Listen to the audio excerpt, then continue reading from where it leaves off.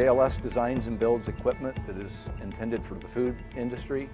We specialize in primary and secondary packaging applications using vision-guided robotic technology and are focused on high sanitary environments and applications. Our equipment goes into a lot of meat and poultry plants, cheese plants, where there's intensive washdown requirements using abrasive harsh chemicals and high pressure hot water spray for cleaning. Our equipment is used in these harsh and wet environments where people really don't want to be, and it's difficult to operate and perform any kind of task that requires dexterity because it's cold. We had heard about Soft Robotics from one of our other partners, and they suggested we reach out to them, but in reality we ended up coming across them at a trade show, had some interactions, got together with them, and have had a very good relationship ever since. It allows us to go into some applications that previously we had either said no to or we were going to be saying no to, and since then we've sold equipment in applications that without that technology we would not have been able to address them. We invested in some of their technology. We bought one of their toolkits and have utilized that pretty extensively for testing. We utilize that development kit on a pretty regular basis.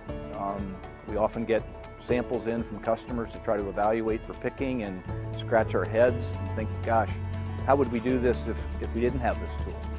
Some specific examples of applications we're working with Soft Robotics on. One is dough ball loading that we're doing for one particular customer, but we obviously see that spanning a wide segment in the bakery industry. Another more interesting one for most consumers is working with a company just born that makes Peeps of all sizes, shapes, and colors. They're marshmallows coated with sugar, so it's a very challenging product to handle. We've done a lot of testing at their facility with their products and the Soft Robotics tool, and we have a very large project we're executing for them right now.